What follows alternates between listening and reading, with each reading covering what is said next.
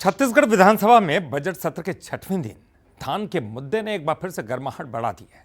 किसानों को समर्थन मूल्य और अंतर की राशि का भुगतान पूरा हो चुका है, लेकिन विपक्ष का हमला थमने का नाम ही नहीं ले रहा। सदन में हंगामा, वॉकआउट और आरोप प्रत्यारोप का दौर। आखिर क्यों फिर से चर्चा का केंद्र बन गई है धान, इस रिपोर्ट में आपको दिखाते हैं।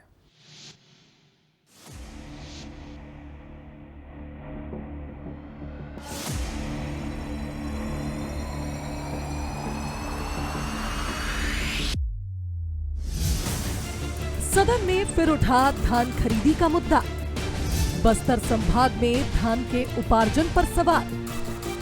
विभागीय मंत्री के जवाब से विपक्ष असंतुष्ट। विपक्षी विधायकों ने किया वॉकआउट। बीजेपी कांग्रेस ने लगाए एक दूसरे पर आरोप। धान का कटोरा कहे जाने वाले छत्तीसगढ़ में धान और किसान के नाम पर राजनीति थमने का नाम नहीं ले रही।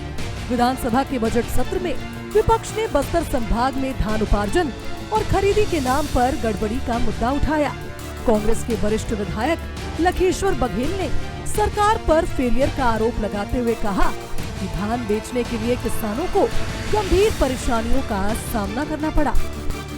धान खरीदी संबंध में क्वेश्चन था बस्तर संभाग के लिए, और हमारे आदरणीय लखमा जी 4 विधानसभा का लगाए थे और दोनों से धान खरीदी से संबंधित था।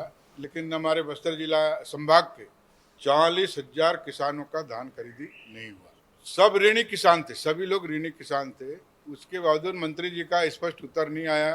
किसान परेशान हुए।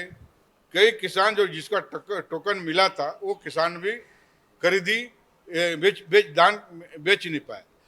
कितने किसान हैं बस्तर में, उसी 5 जिले के जो प्रश्न पूछा है, कितने किसान हैं दूसरा टोकन कटा उसके बाद भी वो धान नहीं बेच पाए। जो ऋणी हैं, टोकन कटा है, किसान धान बेचना चाहते हैं लेकिन वो किसान धान नहीं बेच पाए। इतने किसान कितने हैं? जो ऋणी किसान हैं, मुख्यमंत्री जी ने बड़ी उदारता पूर्वक 2 दिन बढ़ाया था, 5 और 6 तारीख को, उसके बाद भी किसान धान नहीं बेच पाए। खाद्य मंत्री दयाल दास बघेल का कहना है कि बीजेपी सरकार ने किसानों के लिए बेहतर काम किया है। करीब 1.5 लाख मीट्रिक टन धान खरीदी की गई और होली से पहले अंतर की राशि का भुगतान भी पूरा कर दिया गया। खाद्य मंत्री ने कांग्रेस पर आरोप लगाते हुए कहा कि कांग्रेस सिर्फ राजनीतिक फायदे के लिए किसानों का नाम ले रही है। किसान धान बेचने खरीदी केंद्र आए, उन सभी किसानों का धान खरीदा गया है और जो किसान धान बेचने ही खरीदी केंद्र नहीं आए हैं उसका शेष रह गया है। उसमें 44,000 और कुछ है, उतने किसान धान बेचने नहीं आए। तो उनका कहना था कि इनका धान नहीं खरीदे। जितने पंजीयन किसान लोग किए हैं उतना पंजीयन का धान बिक्री नहीं हुआ है। तो जितना धान किसान लोग खरीदी के लाए उनका पूरा धान हम खरीदी किए।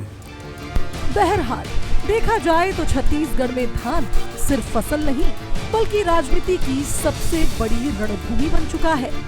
ऐसे में आगे भी इसका असर सदन और सड़कों पर दिखाई दे सकता है।